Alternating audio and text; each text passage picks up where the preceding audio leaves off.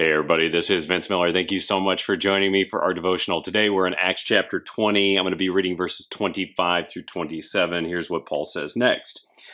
And now, behold, I know that none of you among whom I have gone about proclaiming the kingdom will see my face again. Therefore, I testify to you that this day that I am innocent of the blood of all. For I did not shrink from declaring to you the whole counsel of God.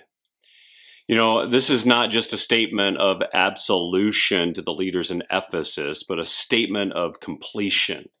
Paul is stating that he has held fast to the plan that God gave him. He has lived without a single regret. And even now, in the last meeting with these men, he is reminded that the potential for regret was there. He could have strayed from God's plan for his life and ministry. You know, I think we need leaders like Paul today, men who look dead in the face of personal sins, of political pressures, of public prejudices, of perpetuated propaganda, and even pending persecution, who still hold fast to living as God has called them to live, regardless of the personal cost.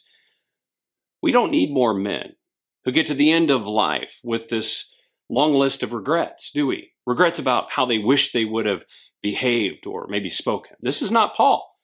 And this shouldn't be us. And yet, Paul does have some regrets, doesn't he? He had regrets about how he formerly lived, of course. Big ones. This guy murdered Christians, for goodness sake. But Paul made a decision, a resolute decision to live on mission and without regret. And you can do that too. But the question is, how do we do this? You know, how do we live life without regret?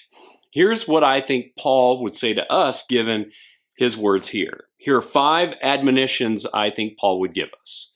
Number 1, listen to God's plan A. Number 2, count the cost of doing plan A.